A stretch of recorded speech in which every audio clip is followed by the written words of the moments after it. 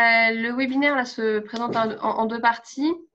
La première partie, c'est moi qui vais l'assurer avec la présentation d'un outil que met la filière bois à disposition plutôt des maîtres d'ouvrage, mais globalement, ça peut servir à toute personne qui s'interroge sur la filière bois ou sur un projet bois, donc également en phase de conception ou en phase de réalisation. Et puis, voilà, tout ce qui est à la disposition en fait d'un porteur de projet.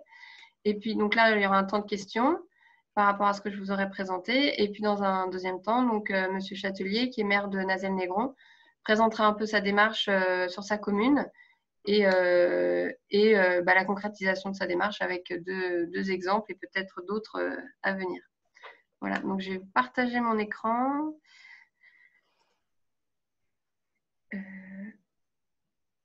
Écran 2, sauf que c'est pas ça que je veux que vous voyez. C'est pas ça non plus. Voilà. Donc l'outil qui a été, alors je ne vais pas vous faire tout l'historique politique et financier de cet outil parce que je ne le maîtrise pas vraiment. En tout cas, c'était quand même quelque chose de porté au niveau national par au moins un ministère. Attendez, là vous l'avez le partage, c'est peut-être mieux. C'est bon? Oui. Ok. Donc je disais, oui, c'était porté par un ministère. Il y a eu pas mal de personnes autour de la table pour construire ce site internet.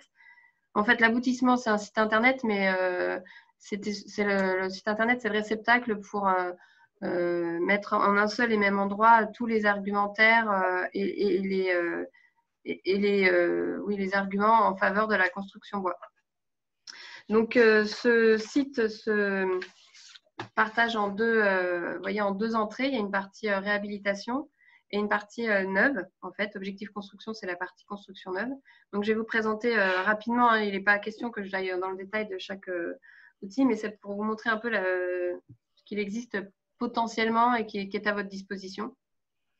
Donc, sur la partie neuve, en fait, c'est une page qui se construit autour de trois phases, les trois phases d'un projet de construction. L'ambition, donc au début, le maître d'ouvrage qui souhaite éventuellement construire en bois. Après la conception, donc là, ça y est, on a fait ce choix-là. Donc il faut aller plus en détail, se poser des questions peut-être un peu plus techniques. Et puis la dernière phase, qui est une phase réalisation, donc vraiment la phase travaux.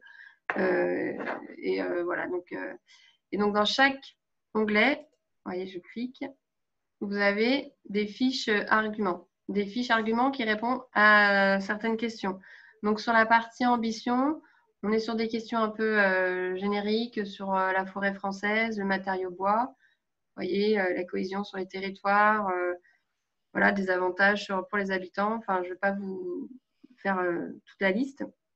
Et donc, sur chaque question, vous avez en lien des réponses sur des thématiques assez précises. Donc, si on part sur le label biosourcé, voilà, vous avez un rapide descriptif du décret, les seuils. Et puis, chaque argumentaire comme ça est téléchargeable sur une fiche PDF, dans laquelle vous avez après les ressources dont est issue la fiche. Je ne sais pas si je suis claire. Pas de souci. Okay. Donc là, c'est l'argument, par exemple, biosourcé. Si on revient un peu en arrière, là, il n'y avait pas beaucoup de ressources. Je ne suis pas tombée sur la bonne fiche, mais si on parle de la gestion forestière, parce que c'est une question qui revient souvent, mais si je construis en bois, est-ce que ça ne va pas détruire la forêt? Donc, vous voyez qu'on a tout plein d'explications. Certification forestière, PEFC, FSC. Et pareil, la fiche, qui est vraiment la même hein, que ce que vous trouvez sur le site internet. Et ce qui est très intéressant, c'est si on veut aller plus loin, voilà, il y a des petites ressources pour approfondir les sujets qui sont abordés. Donc ça, c'est sur la partie ambition. Vous voyez, on a vu quelques types de questions. Vous voyez, c'est assez générique. La partie conception, voilà, on s'attaque déjà un peu plus concrètement au projet avec un cadre réglementaire, les cadres techniques. Vous voyez, c'est plus, voilà, on est plus dans le concret. Donc tout ce qui est cadre réglementaire, je l'ai dit. Et puis après, les usages du bois. Donc effectivement, quand on veut construire en bois, il y a plusieurs systèmes constructifs. Qu'est-ce que chaque système signifie en fait? Qu'est-ce qu'il y a derrière chaque mot? Le bois, on peut l'utiliser aussi ailleurs qu'en structure. Donc, comment les exigences, un peu les questions qu'on a traditionnellement sur la thermique, l'acoustique et la sismique. La durabilité, le vieillissement du bois. Et puis, voilà, les chantiers. Enfin, des questions qu'on se pose quand on a validé le choix du bois et que maintenant, concrètement, il faut pouvoir l'appliquer. Donc, si on va peut-être sur la question du système constructif Saturne-Bois. Je ne les connais pas toutes par cœur, les fiches. Je les clique un peu. Donc, on voit qu'on s'appuie sur un DTU. On a des exemples de un peu type. Et puis, donc, les ressources en lien. Donc là, le lien, c'est un catalogue construction bois qui est aussi un site internet qui est très riche. Je pourrais aussi en faire une présentation qui dure très longtemps. Mais voilà, pour aujourd'hui, on va rester sur ce site-là. Et puis après, vous avez la phase réalisation. Donc là, on est dans quel type de consultation, de marché. Si on veut aller plus loin que juste le bâtiment, si on a des projets d'aménagement, comment on peut faire? Il y a des exemples à Strasbourg ou à Rennes. Choisir les bons opérateurs. Donc l'allotissement. Et puis, voilà, des questions de chantier assez basiques.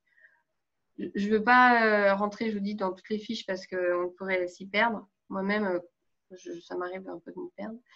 Et en revanche, je voudrais retourner sur la page d'accueil ou sur l'onglet, là, vous avez… alors, toutes ces fiches, donc là, vous les avez retrouvées par phase. Je vais finir sur ces thèmes des fiches. On peut aussi les retrouver par thème. Vous voyez, donc là, si on descend sur la page d'accueil, on peut avoir le thème label. Et là, on retrouve les fiches. Vous voyez, C, ça rapporte à conception. A, c'est l'ambition. Il pourrait y avoir du R qui sera en lien avec la réalisation. Donc, on retrouve toutes ces fiches sous l'angle thématique. Donc, c'est vraiment deux approches un peu différentes. La chose aussi sur laquelle je voulais insister, pour toute personne qui en est vraiment à la réflexion de la construction bois et biosourcée, c'est ces outils. Il y a un bilan promoteur, il y a une fiche de décomposition de coûts de construction et un simulateur bois et biosourcé qui sont mis en ligne gratuitement. Le bilan, donc à chaque fois, c'est des fichiers zip qu'il faut télécharger. Donc, voilà, vous voyez, je pense que vous voyez ça en direct. Le bilan promoteur. Je ne vais pas forcément ouvrir le fichier Excel parce que sur ce thème-là, ce qui est plutôt mis en avant, c'est une sensibilisation. Alors, attendez, je le remets au bon endroit. Là, vous le voyez, c'est bon? Est-ce que vous voyez un PDF? Oui, bilan promoteur. Ok, voilà. Donc ça, c'est une petite fiche, une petite note qui a été réalisée par un bureau d'études qui est plutôt là pour sensibiliser les promoteurs dits du traditionnel à cette réflexion de coût quand on passe sur un système constructif qui est complètement différent. Donc, elle fait 18 pages, la note, voilà, je ne vais pas vous la lire. Mais là, derrière, c'est pour sensibiliser au fait que le coût d'une opération de promotion, elle porte pas forcément que sur la partie produits, matériaux et systèmes constructifs. Elle porte aussi sur d'autres éléments comme tout le foncier. Voilà. Et le fait de passer en système constructif bois, on ne peut pas se réduire juste au bois, mais derrière, il y a d'autres frais qui peuvent être limités parce que les chantiers sont plus courts, mieux anticipés, pour plein d'arguments. Et voilà, donc ça, c'est plutôt une réflexion qui est proposée. Et il y a, si je reviens sur le site, si je reviens sur le zip, il y a ce petit fichier Excel, mais qui est vraiment une première approche très, très légère. Voilà, vous aurez la possibilité d'aller regarder plus précisément. Après, toujours en lien avec les coûts, on a mis à disposition une petite fiche Excel. Pareil, il y a la notice, mais c'est une proposition pour les promoteurs, pour n'importe quelle personne qui ait un projet un projet de construction. Quand il reçoit des devis, on n'a pas toujours possibilité, des devis ou des propositions de marché, il n'y a pas toujours les mêmes items qui sont repris. Et donc, pour comparer, ce n'est pas toujours facile. Donc, voilà, il y a eu des réflexions sur plusieurs territoires. Et cette fiche, cette grille, elle est issue du travail de l'interprofession de Bretagne principalement, et puis améliorée par ceux qui ont travaillé sur la rédaction de ce site internet. Et visiblement, en Bretagne, sur l'agglomération de Rennes, ça marche pas mal. Les porteurs de projets sont contents d'avoir cette grille de lecture pour faciliter la comparaison entre propositions. Voilà. Donc, bon, après, c'est une grille de tarifs hein, à saisir, mais derrière, ça permet de faciliter les choix pour des projets. Et la dernière grille, enfin dites-moi, hein, de toute façon, il y aura le temps de questions, mais c'est la dernière grille qui est intéressante, c'est celle-ci. Et là, elle est vraiment... Enfin, elles sont toutes intéressantes. Hein, mais... Celle-ci, c'est quand on se place dans un projet bois et biosourcé. On est avant, enfin, on est peut-être en phase permis, mais on est quand même en phase assez préliminaire. On n'a pas forcément tout détaillé, mais on aimerait quand même savoir si notre système constructif il est plutôt bon au regard des seuils du label biosourcé. Et quand on n'a pas de métré, pas de volume, pour se comparer au label, c'est pas facile. Là, cette grille, elle permet quand même d'avoir une bonne tendance des choix qui sont faits. Alors, si je la remplis rapidement, là, on fait par exemple des logements. Mettons qu'on soit sur une surface de 500 mètres carrés. On a une surface de 300 mètres carrés. On va dire qu'il n'y a pas d'attique. Ça va être peut-être plus facile. On veut être très performant. On est plutôt très compact. Nombre de logements, alors j'ai aucune notion, c'est parfaitement, c'est génial pour ce genre de choses. Si je mets 8 logements pour 300 mètres carrés, c'est pas mal. On va mettre 4 T2, 2 T3 et 1 T4. Vraiment, je fais ça au hasard. Hein. Non, on n'est pas... Ah non, c'est des pourcents, pardon. J'ai dit 4, donc 50%, 30 et 10. Et 20. Pardon. Données spécifiques bureau. Donc non, structure verticale, voilà, on choisit, on fait du 100% bois, par exemple des panneaux CLT, du niveau courant. Pareil, pas d'attique, on a dit. Noyau de l'ascenseur, on va dire qu'il est en... Allez, on va dire qu'il est en CLT. Là, je charge le bois. Structure horizontale. Bon, allez, on va mettre pas de bois au rez-de-chaussée quand même. Et après, on va mettre tout en CLT.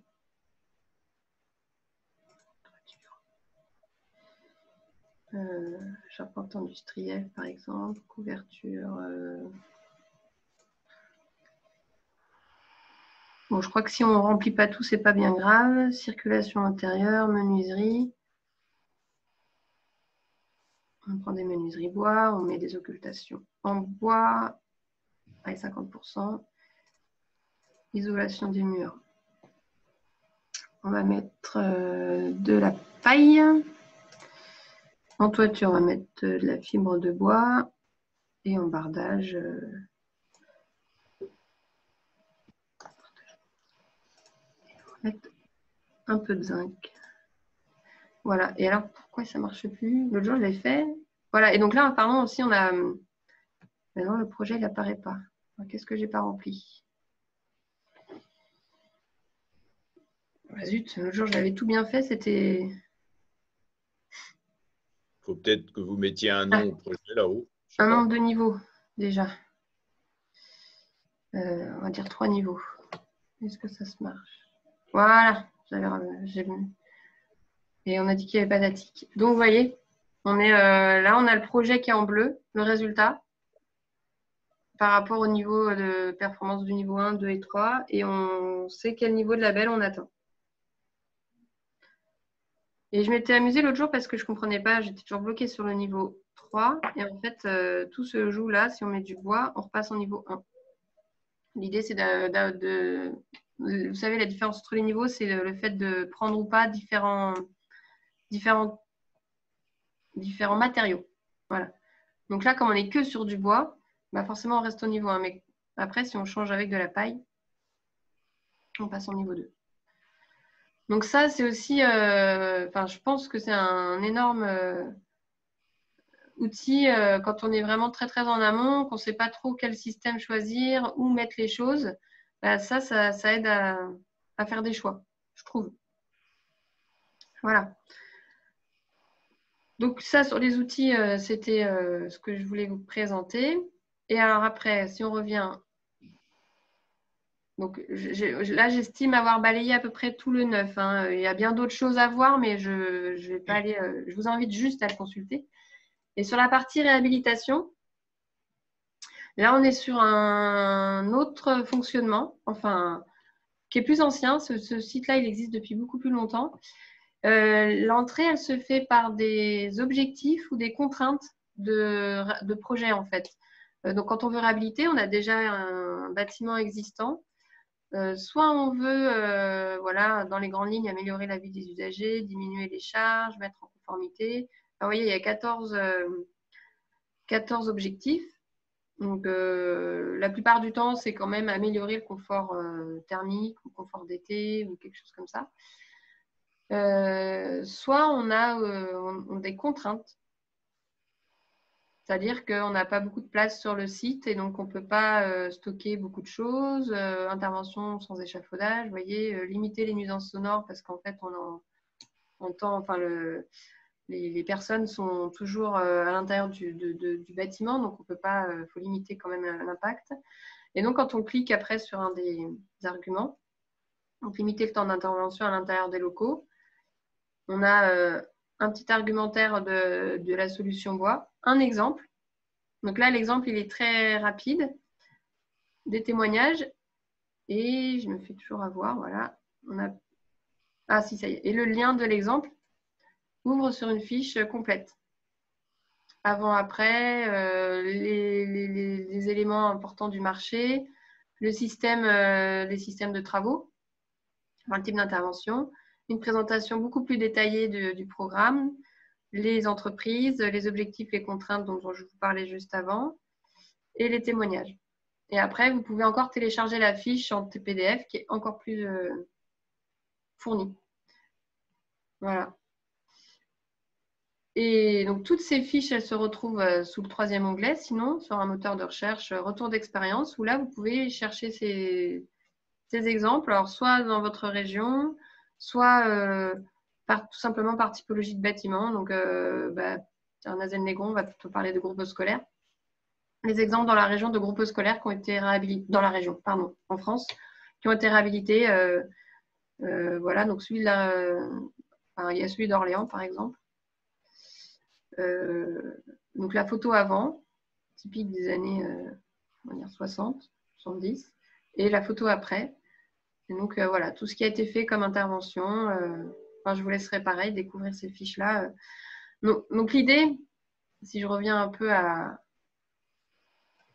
au but de ce site, c'est vraiment de développer les arguments et de répondre aux premières questions des porteurs de projets.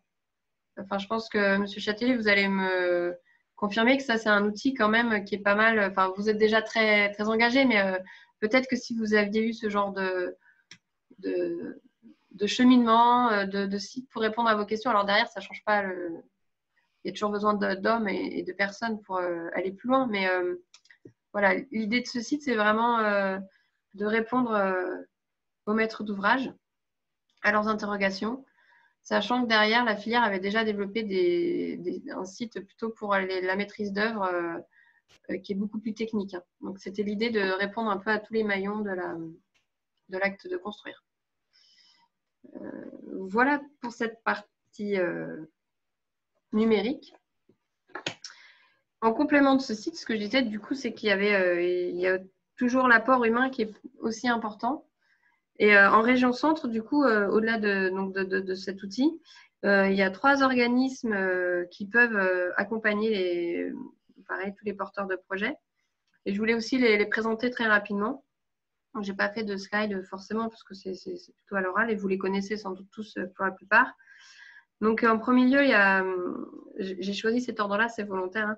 Il y a Envirobat Centre, qui est une association qui travaille pour le développement de l'utilisation des matériaux biosourcés en région Centre et qui accompagne des territoires sur des démarches globales. Donc, les territoires ou des organismes ou des structures. Et donc, ça veut dire qu'elles sont là pour faire de la sensibilisation, pour organiser des visites de chantier ou de bâtiments et pour faire des retours d'expérience. Ensuite, il y a Arbocentre, évidemment, nous, pour la partie qui devient Fibois à Centre Val-de-Loire d'ailleurs. Sur la partie plus précise du bois, donc on accompagne, on est là vraiment pour faciliter les projets en bois. Donc, par la mise, par des outils, donc comme Ambition Bois, mais comme d'autres, par des retours d'expérience également, par des conseils. On nous sollicite très souvent pour des questions de quel bois, pour quel usage, quel bois local, quel système constructif. Donc voilà, on est là pour répondre à toutes ces questions. Et pour la mise en réseau. Donc quel architecte pour mon projet, quel charpentier. Voilà, c'est des questions auxquelles nous, on répond très facilement. Et le troisième organisme, là, c'est quand on est encore plus précis, on fait de la construction biosourcée, on fait de la construction bois, et on veut isoler en paille. Et bien, le dernier organisme, c'est Accord Paille, qui, eux, sont là vraiment pour développer les marchés de la construction bois et isoler en paille, sécuriser les projets, donc par de la formation, par de l'assistance à maîtrise d'ouvrage et par de l'accompagnement. Voilà. Donc, ces trois organismes associatifs ou SIC, Scope, comme donc Arbocentre, Envirobat Centre et Accord Paille, on est vraiment présent sur le territoire de la région Centre pour tout ce genre d'accompagnement.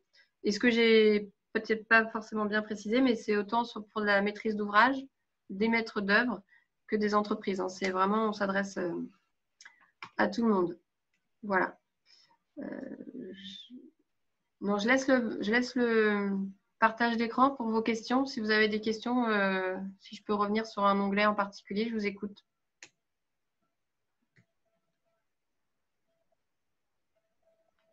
Quelqu'un a une question? Non, je n'ai pas de question. Moi, c'est juste une observation. C'est qu'effectivement, Ambition Bois et ce que vous présentez dans les fiches, ça correspond parfaitement à ce que je vais présenter tout à l'heure, puisqu'on a à la fois une construction sur la résidence des myosotis et à la fois une réhabilitation sur le centre socio-culturel. Et effectivement, l'ensemble de vos fiches correspondent bien à l'ensemble des questions qu'on a pu se poser tout au long de ces réalisations. Et qu'effectivement, on aurait eu l'opportunité, il y a quelques années, d'avoir ce type d'outils, ça aurait été forcément pour nous quelque chose de très utile. Ça, c'est évident. Bon, bah merci. Ça nous soutient déjà. Ok. D'autres questions? Alors, du coup, je n'ai pas vu le fil des questions sur le chat, donc je ne sais pas. Sinon, il faut que j'enlève mon partage d'écran. Il n'y a pas de questions sur le chat pour l'instant. D'accord. Bon, bah, donc je quitte le partage d'écran. Et puis, bah, je vous laisse la parole, du coup, Monsieur Châtelier. Eh bien, merci. Donc, effectivement, bonjour à toutes et à tous. Je tenais vraiment à vous renouveler mes excuses, mais effectivement, jeudi, je vous ai fait fond bon, mais tout simplement parce que l'actualité du moment m'a retenu sur une réunion de crise Covid. Et évidemment, c'était avec beaucoup de regrets. J'en suis désolé pour ceux qui s'étaient inscrits et qui n'ont pas pu participer aujourd'hui. Mais voilà. Donc, oui, comme je venais de dire, l'ensemble de cet outil me paraît très performant et contribue effectivement à la recherche que nous avons, nous, les élus, lorsque nous lançons dans ce type de projet, que ce soit à la fois de la construction ou de la restructuration, réhabilitation, parce qu'effectivement, nous, les élus, on n'est pas forcément des gens qui avons les compétences. Donc, effectivement, c'est bien de pouvoir être encadré pour avoir une bonne idée de ce qu'on peut découvrir et qu'on peut faire. Aujourd'hui, la commune de Nazelles-Négron s'est inscrite depuis qu'on a créé cette équipe, c'est-à-dire en 2008. Nous avions déjà des volontés sur notre commune de promouvoir effectivement ces restructurations ou ces constructions, parce qu'on était déjà conscient, bien évidemment, que notre planète allait avoir besoin d'un coup de main et que, pour être beaucoup plus pragmatique, nos finances allaient aussi avoir besoin d'un coup de main pour réduire nos coûts de fluide. Donc, il fallait lier tout ça. Donc, on s'est attelé à ce dur travail de réflexion sur un premier mandat de 2008 à 2014. Et 2014 a été pour nous la possibilité de devenir les ouvriers de cette commune, puisque j'ai été élu en 2014 avec cette équipe. Donc tout de suite, nous avons attaqué sur ces volontés de réflexion, à la fois sur de la restructuration et sur de la construction. Sur ce foyer logement, j'en parlerai tout à l'heure, et aussi sur cette restructuration. Nous souhaitions vraiment, et c'était la volonté de l'équipe, de travailler pour faire quelque chose d'exemplaire. Nous voulions que nos idées, si elles aboutissaient, puissent donner des idées à d'autres collectivités ou à d'autres communautés de communes d'aller sur ce chemin-là. Donc effectivement, il y a eu une grande partie de réflexion où, comme je vous le disais tout à l'heure, nous avons fait appel à tout ce qui pouvait nous apporter un soutien, et j'en cite quelques-uns, l'ADAC, l'ALEC, l'ADEME. Tous ces organismes-là ont été à nos côtés et nous ont aidés dans nos réflexions parce que, comme je vous le disais, nous n'étions que des élus et que nous n'avions pas les compétences pour avoir des réflexions. Elles étaient plutôt globales, mais elles n'étaient pas affinées et nous avions besoin d'être guidés sur ces choix-là. Donc, très vite, nous avons affirmé par contre notre volonté de travailler sur de l'exemplarité pour faire en sorte que notre commune puisse être reconnue et qu'il puisse y faire, que ce soit pour nos habitants, un lieu de vie le plus agréable possible. Donc effectivement, nous avons mené des réflexions tout de suite où on a pu, à la rigueur, déjà réfléchir sur des conventions, entre autres avec la LPO. Nous avons classé des secteurs et nous avons réfléchi donc aux deux dossiers que je vais vous présenter, donc à savoir une restructuration d'un bâtiment qui était une véritable passoire thermique. 30 ans d'existence, une structure sur pilotis puisque c'était construit dans un endroit inondable au bord de notre petite rivière qui s'appelle la Cisse et qui du coup était tout simplement ce qu'ils appelaient une tulipe béton construit sur une structure métallique. Donc c'était une passoire thermique à tous les niveaux, mais vraiment à tous les niveaux. C'était vraiment une vraie problématique. Donc il fallait travailler à la fois sur l'esthétique du bâtiment, qui était un vulgaire hexagone en béton, pour qu'il soit joli, qu'il soit à la fois aussi efficace au niveau des rendements et qu'on puisse travailler donc sur cette isolation et cette volonté de travailler pour notre planète. Donc ce bâtiment, comme je vois les photos qui défilent, on s'est très vite dirigé vers quelque chose de très novateur. Voilà ce qu'était l'origine de ce bâtiment. Voilà, c'était des plaques béton sur des structures métalliques, hein, on le voit. C'était du béton et du métal et c'était absolument pas très esthétique, surtout dans un cadre tel que celui-là. Donc la volonté et l'aboutissement, vous l'avez à l'écran là, où on a eu à la fois la volonté de mettre du moderne, mais aussi des produits avec ce que nous souhaitions, avec du biosourcé, et comme ça a été dit plusieurs fois dans le reportage, d'aller sur de la paille, et donc plus clairement possible, sur du chaume. Donc c'était une première nationale. Aucun bâtiment jusqu'à présent dans des collectivités n'avait pu accueillir du chaume sur une pose telle que celle-là. C'est-à-dire que c'est une pose verticale, c'était une première en France. Donc on a été très novateur. D'ailleurs, ça nous a permis d'avoir un très grand nombre de chaumiers qui sont venus sur notre chantier pour voir comment on pouvait verticalement poser ce type de chaume. Et puis ensuite, l'isolation extérieure s'est faite toute donc en fibre de bois. Donc nous avions atteint déjà des objectifs. Nous avons travaillé aussi à l'intérieur pour pouvoir mettre une pompe à chaleur et sur un ascenseur. Alors effectivement, on est très fiers de ce bâtiment qui, par rapport à cette convention que nous avions passée avec la LPO, a à l'intérieur du bâtiment, celui qui est le plus à droite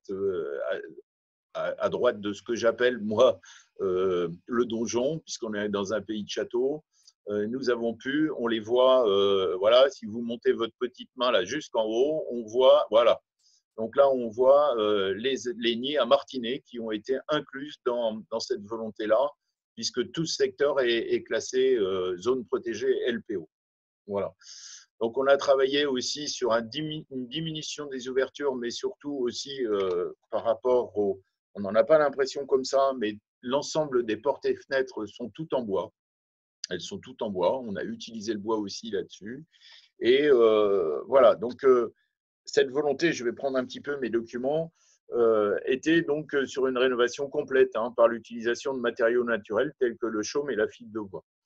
Le changement des huisseries, je viens de le dire, et aussi la réflexion de l'ensemble des toitures, ainsi que le dessous de ce centre social, puisque ce social est monté sur pilotis. Donc, nous avions aussi la volonté à la fois d'isoler le dessous de ce centre social, mais d'en faire aussi un lieu de convivialité. C'est-à-dire qu'aujourd'hui, l'éclairage est apparu avec des LED, et aujourd'hui, ce dessous de sociaux est devenu un futur marché de producteurs, mais aussi un lieu festif, par exemple pour les fêtes de la musique.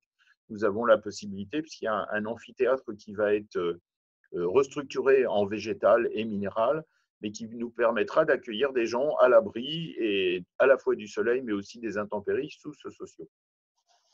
Voilà, nous avons réformé aussi l'ensemble de l'intérieur avec des systèmes de chauffage, des mises en conformité du réseau électrique, des éclairages, de la sonorisation et aussi des sanitaires, puisque ces sanitaires n'étaient pas du tout en conformité avec la possibilité d'accueillir 500 personnes. Et puis à l'étage, nous avions une bibliothèque qui était, pour parler un petit peu simplement, mal foutue, puisqu'on était sur deux secteurs. Un secteur à la fois pour les jeunes enfants et un secteur bibliothèque, adultes et adolescents. Et nous avons pu regrouper à l'intérieur de ce bâtiment, en regroupant tout ça, nous avons pu faire une bibliothèque. Voilà. Juste quelques chiffres qui prouvent que quand on essaie d'être exemplaire, on est aussi soutenu. Parce que sur un coût de projet qui était de 2 260 000 € hors taxe, je vais vous parler qu'en hors taxe, nous avons quand même obtenu de la région Centre-Val de Loire 412 000 €. Pour l'État, par l'intermédiaire du TEPCV, nous avons eu 380 000 €. Le département d'Indre-et-Loire nous a suivis à hauteur de 100 000 €. Nous avons Madame Riocreux, qui était sénatrice, par rapport à sa réserve parlementaire, qui nous a apporté 6 000 €. Par rapport à l'État et au FSIL, nous avons eu 306 000 € et la DRAC 22 000. Et nous avons reçu, puisque nous avons été chercher des subventions, parce que lorsqu'on est sur un bâtiment tel que celui-là, avec l'exemplarité qu'il représentait, nous avons été chercher du FEDER à hauteur de 200 000 €, ce qui porte pratiquement l'ensemble des subventions à peu près sur l'éligible, à 73 %, ce qui est quand même assez remarquable et on est très fiers de ça. Voilà. Donc, le centre socio-culturel à l'intérieur a plusieurs salles municipales, Courvoyeur, Malraux et Rabelais. La Courvoyeur, c'est la salle de spectacle. Et puis, une bibliothèque municipale qui est du coup rattachée au réseau départemental. Donc, voilà. Les travaux ont été établis à partir d'un diagnostic énergétique qui avait été établi par Energio. Comme je vous disais tout à l'heure, on a fait appel à un certain nombre d'entreprises ou d'associations qui étaient en capacité de nous guider. Et puis, on avait eu un diagnostic accessibilité aussi par AC2H, ainsi que tout un tas de rapports de vérification technique et de sous-commissions de sécurité. Voilà. Alors, au programme, évidemment, c'était compliqué, mais il y avait un existant avec des bâtiments, comme je vous l'ai dit précédemment, et puis la volonté très forte, du coup, d'améliorer la performance énergétique et la réduction des coûts d'exploitation. Donc, nous avions pour objectif d'atteindre le niveau BBC Rénovation. Nous avons eu aussi la volonté, dans le renforcement et la continuité de l'isolation de l'enveloppe du bâtiment, évidemment par les parois extérieures, les baies, les planchers hauts et bas, et les isolations suspendues au plancher bas en sous-face. L'isolation de la toiture, les menuiseries, les régulations des zones de chauffage et la ventilation. Nous avions donc l'obligation de mettre en conformité cette accessibilité puisque c'était un bâtiment sur 3 niveaux qui n'avait pas d'ascenseur. Donc, la bibliothèque étant au 2e niveau, vous comprenez que ce lieu de culture n'était accessible ni par les personnes à mobilité réduite, ni par les mamans avec poussette. Nous avions la volonté d'ouvrir ce lieu de culture à l'ensemble de la population. Et puis, nous avions aussi la conformité par rapport à la sécurité, donc qui était la création d'issues de secours qui étaient conformes aux ERP de l'étage, ainsi que la suppression des issues et les escaliers qui n'étaient pas nécessaires. Donc, l'évolution du site, c'était la rénovation des salles, embellir et renforcer l'utilisation de l'équipement, tout en respectant le caractère du bâtiment. Distribution des surfaces intérieures, où nous avons donc revu les surfaces, comme je vous le disais précédemment, sur la bibliothèque. Nous avons agrandi les sanitaires, nous avons agrandi le vestiaire et nous avons fait évoluer nos locaux de stockage, ainsi que les loges et la scène qui a été de nouveau agrandie.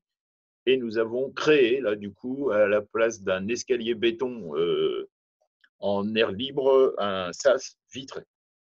Et puis, nous avons travaillé aussi donc, sur les aérations naturelles et les ventilations. Nous avons une ventilation mécanique des locaux et la possibilité d'ouverture des baies, portes ou fenêtres pour permettre une aération naturelle. Et en ces périodes de Covid, on sait tout l'intérêt de ça. Et puis, nous avons travaillé aussi pour limiter les coûts de fluide à un éclairage naturel pour l'ensemble des locaux. Voilà. Nous avons aussi travaillé sur l'acoustique, la limitation de l'usure et de l'entretien par des choix de matériaux et la mise en place de matériaux résistants et faciles d'entretien. Et puis, évidemment, nous avons favorisé la perméabilité puisque, je vous le disais tout à l'heure, on est dans une zone PPRI. Voilà, nous avons aménagé la voirie puisqu'on a une voirie principale qui est une RD5 qui passe juste devant. Et nous avons travaillé aussi sur le raccordement du centre social avec le bourg, le réaménagement du parking, qui d'ailleurs sont en train de se terminer, et l'amélioration de la signalétique par rapport à toutes les normes. Voilà. Ensuite, sur mon dossier, j'ai tout un tas de plans. Et voilà, donc je vous ai fait l'énumération de l'ensemble des documents par rapport à ça. Aujourd'hui, notre bâtiment est régulièrement visité et c'est ce que nous voulions. On est assez fiers de ce qui a été fait sur ce bâtiment. Il est souvent montré en exemple. C'est devenu une salle qui maintenant est convoitée évidemment par la communauté de communes puisque c'est la seule salle de spectacle sur cette communauté de communes. Aujourd'hui, nos enjeux, effectivement, à la base de ce projet nous paraissaient assez ambitieux, voire même très ambitieux. Ce qui était à noter aussi, c'est que nous sommes dans un secteur, comme quoi les difficultés étaient nombreuses, on est dans un secteur à moins de 500 mètres de notre église, et du coup, les Bâtiments de France étaient aussi partie prenante sur ce bâtiment.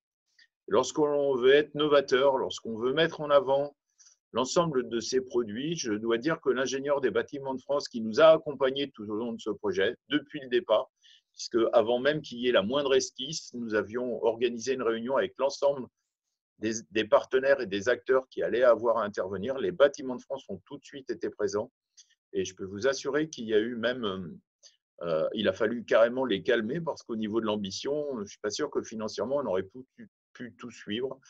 Mais on a eu une vraie volonté des Bâtiments de France et je tiens à le saluer parce que pour nous, c'était un petit peu notre crainte par rapport à cette volonté novatrice de mélanger de l'inox, de la paille, de la fibre de bois, de restructurer complètement ce bâtiment.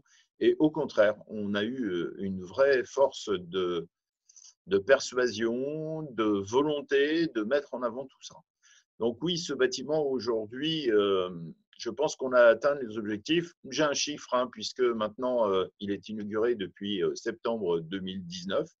Donc, on a pu voir pratiquement sur 2020, puisqu'on arrive à la fin de l'année, le résultat au niveau de l'énergétique. Et pour vous donner un exemple, ça me paraît assez significatif, c'est que nos coûts au niveau des fluides sur ce bâtiment approchaient les 20 000 € à l'année. Et là, on est tombé à 8 500 €. Donc ça, c'est assez prodigieux parce qu'on s'aperçoit que cet investissement qui est énorme, je l'ai cité au départ, nous a permis quand même d'aller chercher 73% de subvention, mais en contrepartie, nous allons avoir un amortissement sur cet investissement-là qui va être à peu près de 11 ans. Alors que la plupart des retours sur investissement sur ce type de volonté, ça tourne entre 20 et 25 ans. On est tombé à 11 ans. Déjà, ça prouve que c'était vraiment une passoire thermique. Mais secondo, ça veut dire qu'en étant très novateur, en allant chercher toutes les technologies du biosourcé, tout ce qui pouvait nous apporter un plus, nous a permis d'avoir des subventions et à la fois un retour sur investissement important. Voilà. Donc, en gros, je pense avoir fait le tour par rapport à ce bâtiment. Je ne sais pas, est-ce que parmi les gens présents, il y aurait déjà des questions sur ce bâtiment pour que je puisse éventuellement déjà vous répondre. Est-ce que ma présentation est suffisante par rapport à ce que vous attendiez? Oui, oui, oui, très bien, très bien. Voilà. Voilà, vous avez des pouces qui se lèvent. Donc, voilà, Monsieur Châtelier va présenter un deuxième bâtiment, mais c'est vrai que si vous avez des questions d'ores et déjà sur ce bâtiment-là, n'hésitez pas. J'en profite pour faire la pub encore sur un de nos fameux outils dont je vous parlais tout à l'heure, qui s'appelle le panorama des réalisations bois, sur laquelle, vous voyez, j'ai pu retrouver la fiche du bâtiment Tout à fait. du centre socioculturel. Il est sur ce site-là parce qu'il avait candidaté à notre palmarès régional. Donc voilà, on s'appuie sur un concours pour étoffer ce site du panorama bois et avoir de plus en plus d'exemples à mettre en avant et à relayer auprès d'autres maîtres d'ouvrage. D'ailleurs, on s'appuie bien dessus. Voilà, donc n'hésitez pas si vous avez des questions, c'est le moment. Pas de questions. J'ai été trop bon. Oh, c'est ça. Comme moi tout à l'heure. Écoutez, on va aller enchaîner sur le deuxième. Le deuxième bâtiment. Ouais. Alors, le deuxième bâtiment, donc on est, comme je vous disais, hein, ça correspond complètement à vos deux fiches. Là, on était sur de la rénovation d'un bâtiment plus vieux de plus de 30 ans. Et sur le deuxième projet, qui n'est plus un projet d'ailleurs, qui est maintenant même une vraie fierté, on était là sur une construction. Donc là, nous avions vraiment la volonté d'aller construire du neuf en associant effectivement cette volonté d'avoir un projet très exemplaire. Alors, la jeunesse de ce bâtiment, à la base, était plutôt sur la volonté d'avoir une solution intermédiaire pour nos seniors.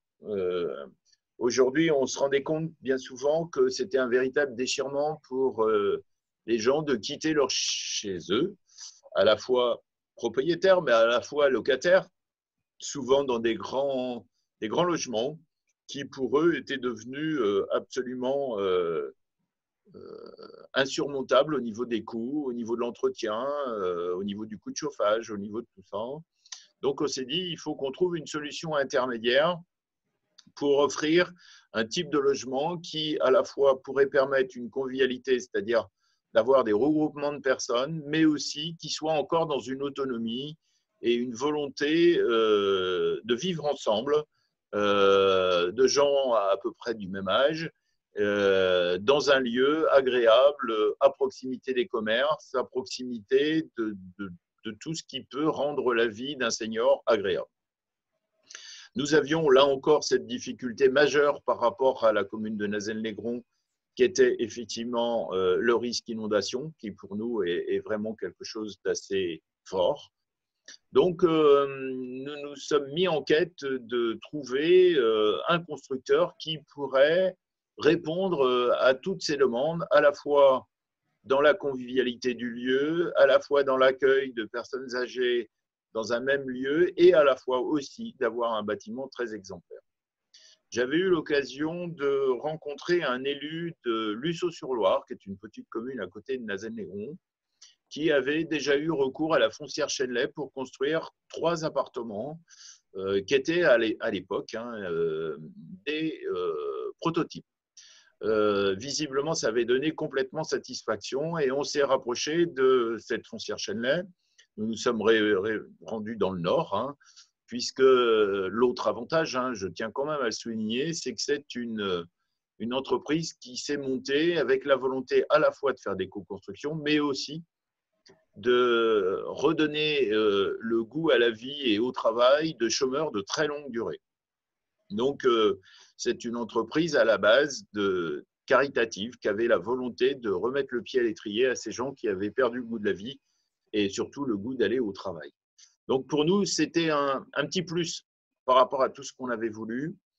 Le seul point sur lequel il a fallu qu'on travaille très rapidement avec la foncière Chenley, c'est que, comme vous pouvez le voir, c'est un bâtiment sur 2 niveaux, avec un rez-de-chaussée qui, lui, évidemment, est plutôt sur des pilotis de chaque côté pour pouvoir abriter les voitures des résidents. Et au milieu, on a saisi cette opportunité pour créer une salle communale qui est à la fois utilisée par des associations, mais aussi par rapport à nos locataires qui ont un lieu de vie, un lieu de rencontre commune, de convivialité. Malheureusement, aujourd'hui, avec le Covid, ce n'est pas forcément l'utilisation qu'on peut en faire, mais ça existe.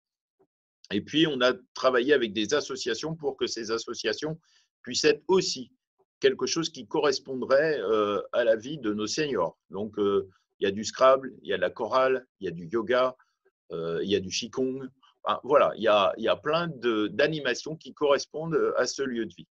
On a aussi travaillé donc à une charte avec une société qui s'appelle Béguinage et compagnie, sur lequel on a travaillé avec une charte pour faire une charte de vie, ce que les habitants, les futurs habitants voulaient à l'intérieur de ce bâtiment.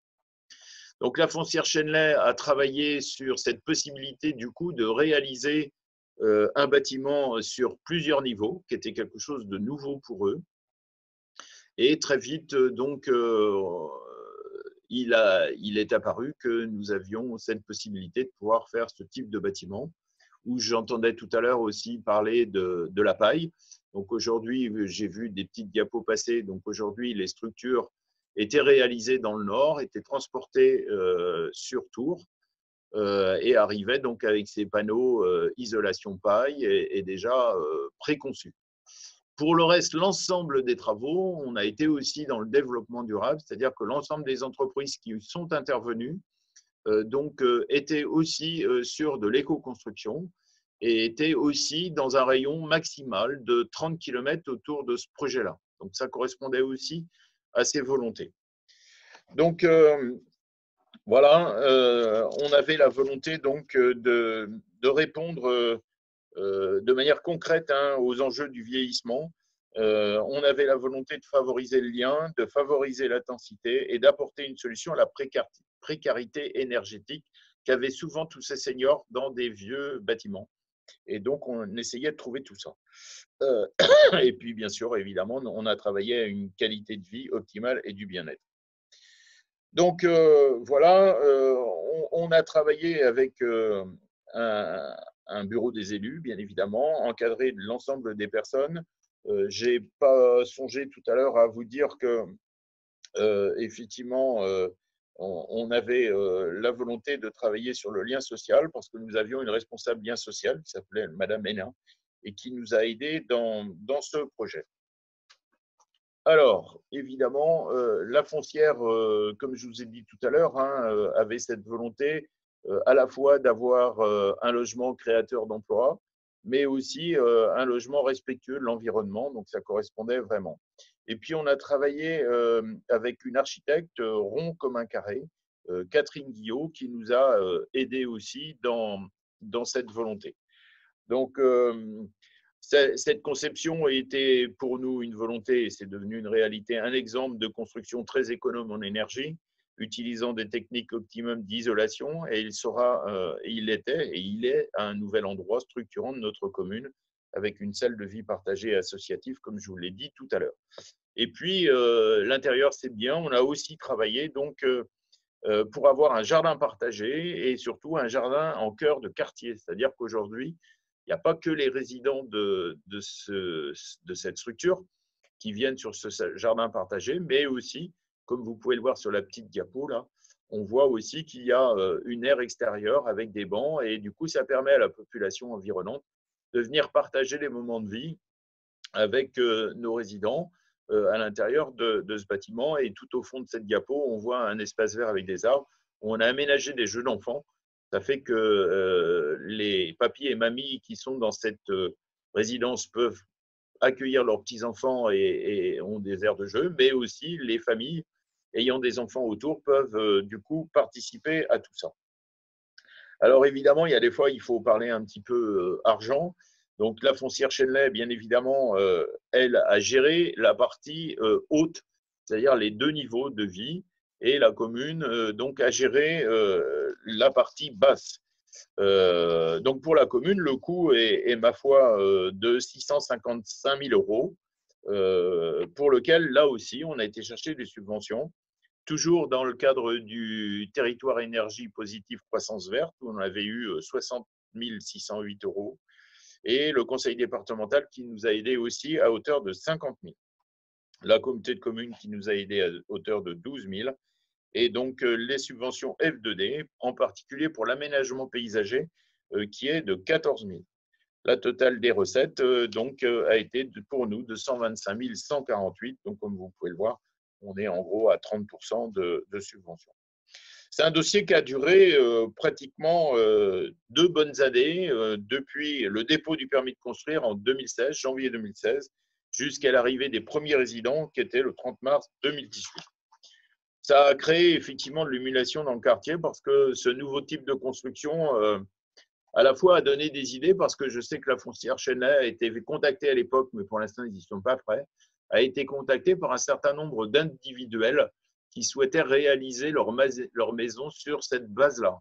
Et la foncière Chenley, elle, pour l'instant, se consacre plutôt sur les collectivités et ne veut pas aller sur de l'individuel. Donc, voilà, en gros… Si, donc oui, je vous l'ai dit tout à l'heure, donc la meilleure appropriation des lieux, maximum des travaux d'aménagement et de plantation seront menés en co-réalisation, à la fois avec les résidents, à la fois avec les habitants volontaires, et qui ont été encadrés par un paysagiste spécialisé dans ce genre d'opération, qui est monsieur Patrick Gentil, qui est à la fois souffleur de verre, mais qui voilà, on voit les photos où effectivement l'ensemble de la population a participé sur place à la réalisation de l'aménagement des espaces verts, ainsi que nos personnels communaux qui du coup en ont profité pour se former à la réalisation de paillages tel qu'on le voit sur une des diapos. Peut-être que vous ne l'avez pas. Si, voilà. La voilà. Donc l'ensemble des espèces de bacs là, qui sont au milieu ont été tissés sur place, et l'ensemble de la population a participé à la réalisation, voire même des individuels, et on a pu voir dans les maisons aux alentours arriver ce genre de choses. Voilà, par rapport à ce bâtiment des Myosotis, aujourd'hui, là, celui-là, c'est vraiment que de la paille, du bois, de la terre à l'intérieur. Et pour vous donner un ordre d'idée, d'après les résidents, le coût du chauffage à l'année, pour eux, est à peu près de 80 €, ce qui est vraiment dérisoire. Voilà. Donc, on est sur une chaudière à granulés, on est sur des toits végétalisés, avec de la récupération d'eau, donc pour les arrosages d'espaces verts. Voilà, tout a vraiment été conçu tel qu'on le souhaitait. Et ce bâtiment, on en est vraiment très, très fiers, parce que j'ai reçu de nombreuses délégations pratiquement de la région centre qui sont venues voir ce bâtiment, à la fois pour s'en inspirer, pour faire du collectif, mais aussi pour avoir cette volonté d'avoir une résidence senior en autonomie, qui n'est ni un EHPAD, ni évidemment un lieu de vie individuel. On est sur du collectif, mais il y a une vraie convivialité. Et je peux vous assurer que moi qui y vais souvent, c'est du vrai bonheur de voir nos seniors heureux de vivre à l'intérieur de ce bâtiment. Donc oui, voilà, 2 types de bâtiments, à la fois en rénovation et à la fois en construction, qui ont démontré la volonté de cette équipe municipale d'aller sur tout ce qui pourrait exister, améliorer le quotidien, améliorer l'énergie, et derrière faire en sorte que notre planète puisse essayer de retrouver un petit peu de baume au cœur dans ces moments difficiles. Voilà, donc je suis à votre écoute si vous avez des questions par rapport à cette résidence autonomie senior, ou si vous en avez sur notre centre socioculturel. Est-ce que je peux compléter? On a une petite vidéo sur la Myosotis. Je peux passer la vidéo? Il n'y a pas de souci, avec plaisir. Attendez, je vais essayer.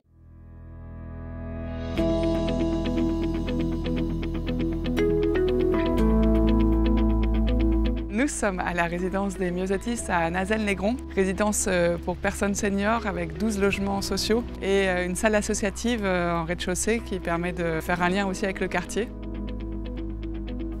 En termes de surface, on a environ 952 mètres carrés bâtis avec 90 mètres carrés pour la salle associative et des deux tailles de logement, certains de 70 mètres carrés, les autres de 60 mètres carrés.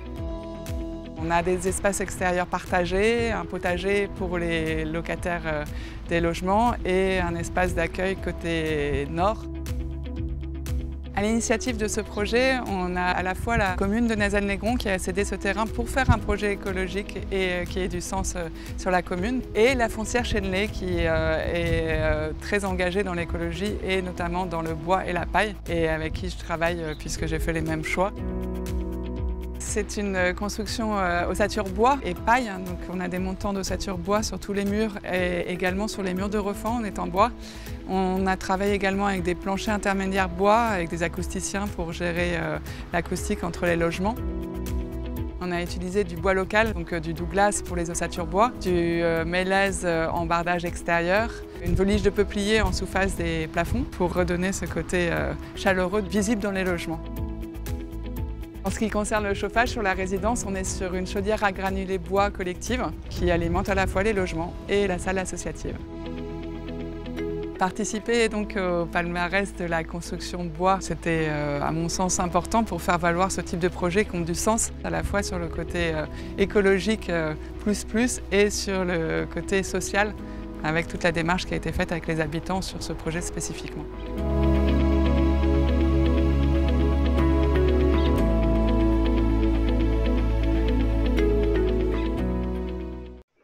Tout est dit.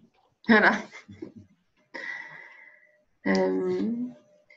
Du coup, j'ai une question. Vous avez parlé du délai là, pour Myosotis, 2 ans entre la réflexion et puis l'installation des personnes. Pour le centre social socio-culturel, ça a pris combien de temps? La réflexion, tout ça, parce que... Alors la réflexion, alors ça a été plus long, hein, mais là, 2 ans, c'est au permis de construire. Ça veut dire qu'en amont, vous rajoutez 2 années de réflexion. Voilà, c'est-à-dire qu'en gros, c'est un projet qui, depuis l'idée jusqu'au coupage de ruban, a mis 4 ans. 2 ans, c'est le délai de construction et de rénovation. Mais avant, on a été… Et donc, pour… les Myosotis, ça a été exactement la même chose. Comme je vous l'ai dit, hein, dès notre élection en 2014, on a travaillé à ce projet, dans la réflexion, déjà dans le partenariat, hein, puisque je vous disais, on a eu une première réunion avec l'ensemble des futurs partenaires ou de gens qui pourraient nous aider dans notre réflexion. Donc, en gros, on est aussi sur 4 ans. C'est-à-dire que quand on a des projets tels que ceux-là, lorsqu'on est un élu, on sait très bien que le temps qui nous est imparti pour aboutir et couper le ruban, c'est au moins 4 ans. Donc, comme on sait que un mandat, c'est 6 ans, il faut absolument partir tout de suite sur cette volonté de projet. Il est évident que là, on est sur un nouveau mandat. Tout à l'heure, vous me demandiez si j'aurais des choses à dire sur le mandat qui arrive. Oui, j'en aurais bien évidemment. Mais avec cette année Covid 2020, on a pris conscience que ça allait être compliqué. Mais justement, ces temps de période Covid et de réflexion nous ont amené effectivement déjà à anticiper et à aller sur des volontés de projet pour qu'en 2026, on ait pu aboutir sur donc un certain nombre de projets qui font partie de notre programme électoral 2026. Donc, en gros, un projet tel que celui-là, avec l'ampleur que ça a, le nombre de partenaires, le délai à la fois qui nous sont obligatoires, hein, on est sur des marchés publics, donc ce n'est pas comme un privé qui décide de monter un bâtiment. On est dans des obligations de délai, de réception, d'études.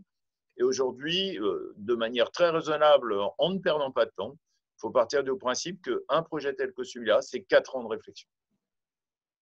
Mais ce n'est pas plus long parce que c'est du biosourcé. Ah, c'est pas plus long à cause de ça, hein. Non. Non. C'est la réflexion globale, hein. Voilà. Nous, on a un projet qui a été du premier mandat et qui est en train de se construire, qui sera inauguré dans 1 an maintenant. qui là, par contre, est avec un bailleur social. Et ça, je tiens vraiment à le dire parce que ça a été aussi une démarche forte de cette équipe municipale du mandat 2014-2020, toujours d'aller dans le bâtiment exemplaire. On a travaillé avec des bailleurs. Donc là, en l'occurrence, par rapport à ce bâtiment, on est sur un bâtiment avec Touraine Logement qui va à la fois, là aussi, accueillir 75 logements. Donc, c'est quelque chose d'ampleur. Mais qui va accueillir aussi 660 mètres carrés de locaux associatifs, dont un dojo, salle de sport. Ah oui. Donc, on a eu la volonté auprès de ces bailleurs de ne pas se contenter de l'ART 2012. On leur a dit, nous, on veut aller au-delà de ça et on veut que ce bâtiment soit exemplaire. Alors, je vous avoue qu'au début, ça a un petit peu tiqué parce que derrière, on nous mettait en avant le coût de ces constructions. Mais on a été en capacité, de par nos expériences justement d'une rénovation ou d'une construction, de leur prouver que l'investissement de base allait très certainement être amorti pour eux assez rapidement. Donc on a réussi à les convaincre d'aller à l'ART 2012 moins 20. Et on a pu leur faire prendre en compte un certain nombre de choses dans le cadre de l'accessibilité, dans le cadre de la récupération des eaux pluviales pour les arrosages d'espaces verts, dans le cadre des isolations. Donc, effectivement, on n'est pas sur les myosotis avec de la construction bois et avec de la construction paille, mais il est évident aussi, par exemple, que sur les mezzanines, on a des zones ombragées, ce qui du coup nous permet d'avoir une meilleure protection contre les chaleurs à l'intérieur des bâtiments. Donc, aujourd'hui, on est assez fiers d'avoir convaincu, et ce n'est pas facile, de convaincre des bailleurs sociaux d'aller aussi vers du bâtiment de qualité.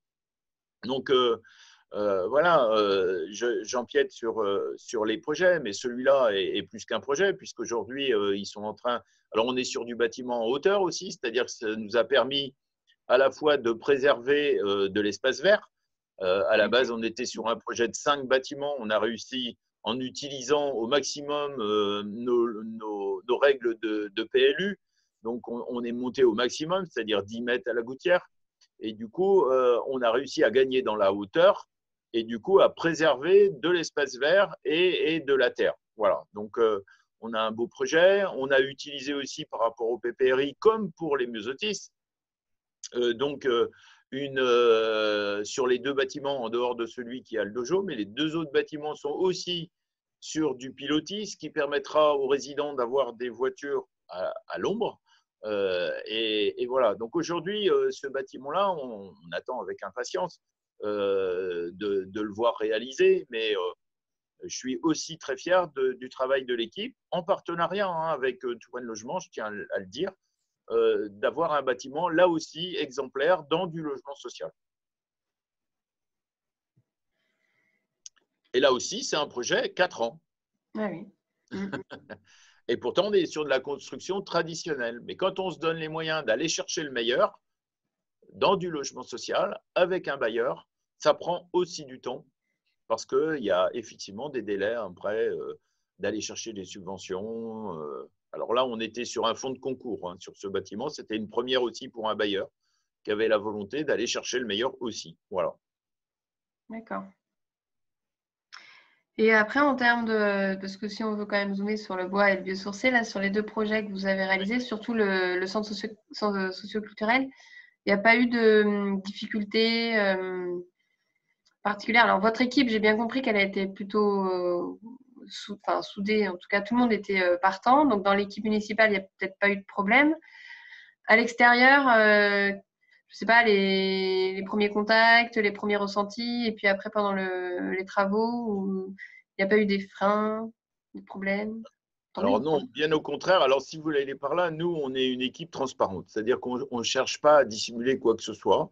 Et le meilleur moyen qu'on a eu et qu'on a trouvé pour faire en sorte que cette population, elle puisse dire « c'est mon centre socioculturel et j'y ai participé », on a organisé plusieurs visites de chantier. Où ça a été un véritable succès, puisque je me souviens, au mois d'avril, plus de 6 mois avant la fin des travaux, lorsque notre chaumier est arrivé pour poser son chaume, on a fait ça début avril, d'ailleurs avec l'ALEC, et la DAC qui était présent, qui eux aussi ont mis en avant tout ça. Pour vous donner un ordre d'idée, on a passé plus de 500 personnes sur 2 jours. La question, c'est 3700 personnes à Nazelles. Ça veut dire qu'il y a des gens extérieurs qui sont venus aussi voir comment on pouvait transformer un bâtiment en passoire thermique en un bâtiment exemplaire. Ils ont été très curieux et c'est ce que, là aussi, on a un certain nombre de particuliers qui se sont intéressés au chaume, à la fois pour leur maison, mais aussi à la paille d'une manière générale et au bois aussi. Donc, ça a été à la fois transparent parce qu'on a une population qui a complètement adhéré à ce projet. Et je peux vous assurer que lorsqu'on l'a inauguré, ils étaient tous en train de nous dire on a un beau centre socioculturel parce que ça fait partie de leur patrimoine. Ça, c'est une véritable fierté. Et ensuite, on a eu des retours. Par exemple, le chaumier nous a dit qu'il avait eu des contacts individuels pour des gens qui voulaient faire construire et qui, par exemple, envisageaient de mettre du chaume sur leur maison, de la fibre de bois en isolation sur des maisons particulières. Voilà, donc non seulement nous, on a été exemplaires dans notre dossier, mais on n'a eu aucun frein de la population, bien au contraire. Ils sont tous très, très fiers des travaux qui ont été faits sur ce centre socioculturel. Ils nous l'ont démontré de manière un petit peu humoristique, je vais blaguer, mais de manière forte, puisque aux dernières élections municipales, nous avons été réélus avec 3 listes, mais avec 55% dès le premier tour. Donc, la population a adhéré à nos projets, qui prouve que ça a aussi un intérêt électoral. Mais je blague. C'est pas le premier objectif. Ça. C'est pas le premier objectif du tout, parce que justement, nos convictions passent avant une réélection. Donc, on va au bout de nos idées, et si ça plaît, tant mieux, parce qu'on est réélu. Si ça plaît pas, tant pis, mais on a au moins la conscience tranquille d'avoir mené à bout nos projets par rapport à nos convictions. Et c'est ça le plus important. Il ne faut jamais lâcher devant nos convictions. Et la conviction de cette équipe depuis 2008, elle est de mettre en avant la défense de la planète, le bois, bien évidemment, et tout ce qui peut améliorer notre vie. Par exemple, je prends le centre socioculturel. Je vous ai dit tout à l'heure qu'on avait travaillé sur ces nids de martinets. Eh bien, notre projet fait par notre bailleur va aussi inclure des nichoirs à martinets. Comme quoi, même avec un bailleur, on peut les convaincre de cette affaire-là.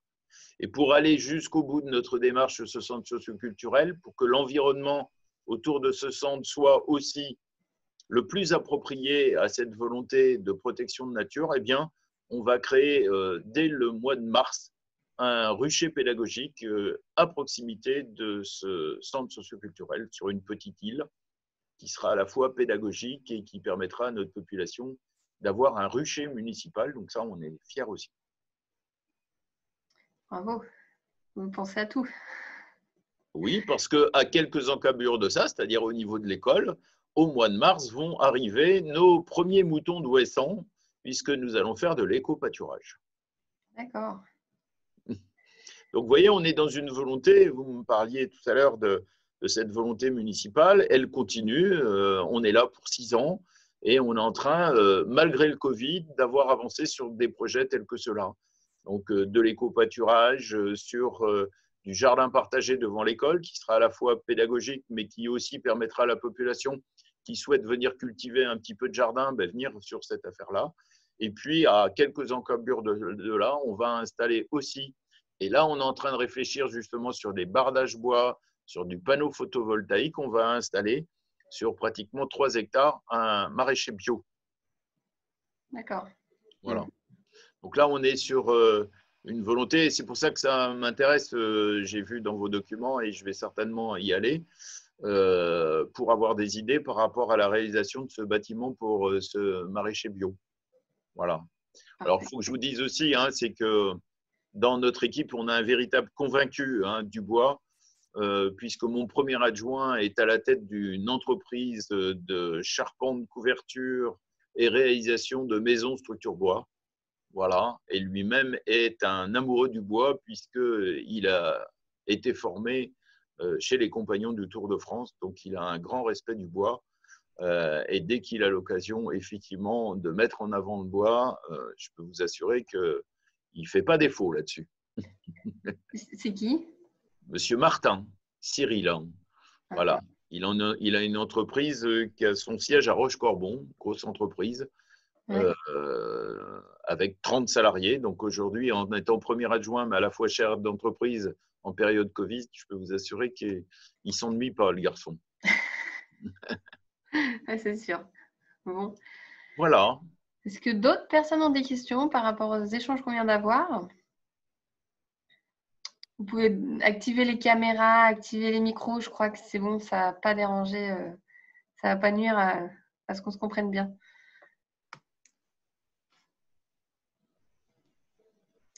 Bon.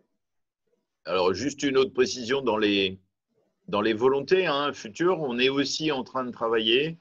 Donc là, on a lancé les recherches, mais du coup, nous allons réaliser, on n'a pas pu le faire de 2014 à 2020 parce qu'on était trop occupés. Et là, c'est bon, et on se lance dans un écoquartier. Ah oui, Voilà. Donc là, on va être là aussi sur la volonté d'aller plutôt sur de la réalisation et pourquoi pas, effectivement, des maisons individuelles, mais aussi du collectif, bois et tout ce qui va. Le but qu'on a, et ça va être la première ligne du cahier des charges, c'est qu'on souhaite que cet écoquartier soit en autonomie totale. d'accord. Voilà. Ça va être la première ligne du cahier des charges.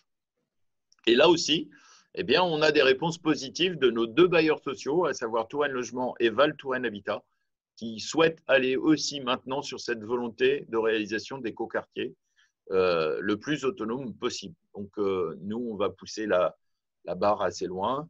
Mais ça, c'est un vrai projet 2020-2026. Et en 2026, on espère bien, là aussi, c'est pour ça qu'on y travaille déjà, avoir coupé le ruban de cet écoquartier.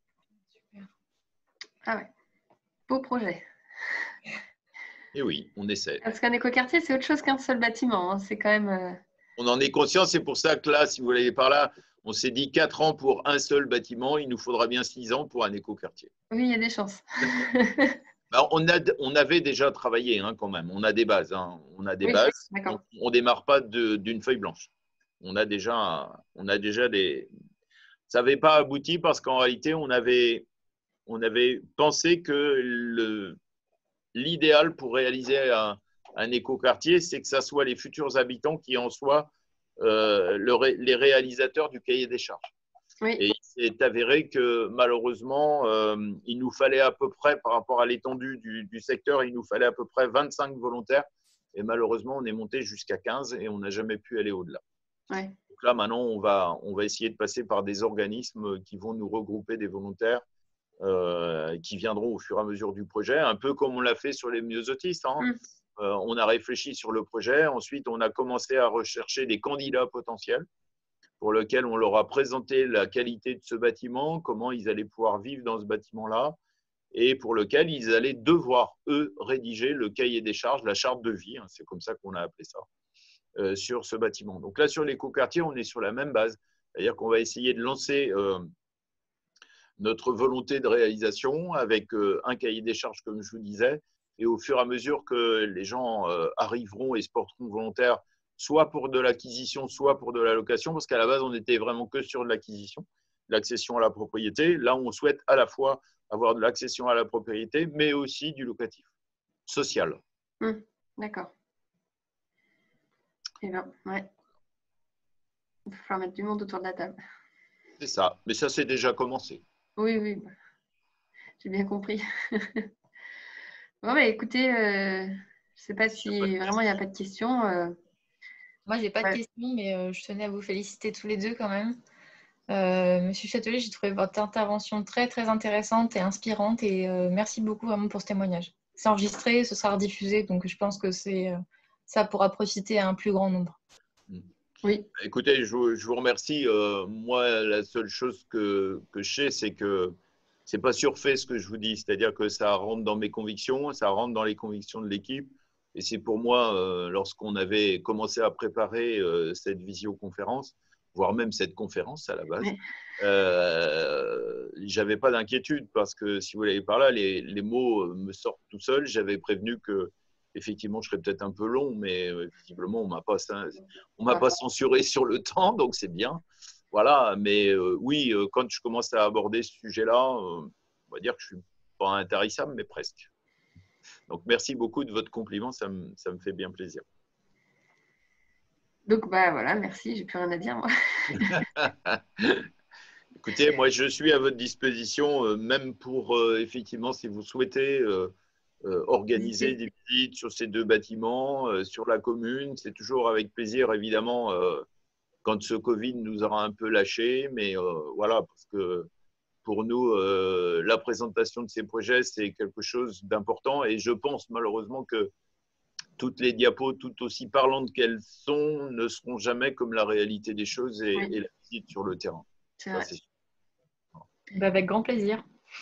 Non, et déjà d'avoir votre témoignage aussi, d'avoir votre témoignage, c'est important pour toucher vos pairs, si on peut parler comme ça.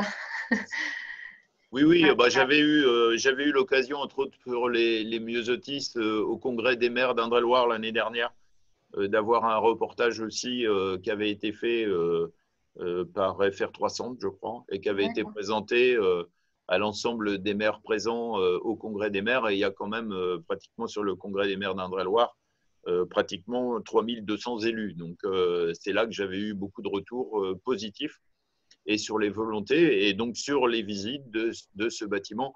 J'ai un gros avantage, hein, c'est que nos mamies là-bas, elles sont très conviviales. Donc, dès qu'il y a du monde qui vient, elles sont très contentes d'accueillir.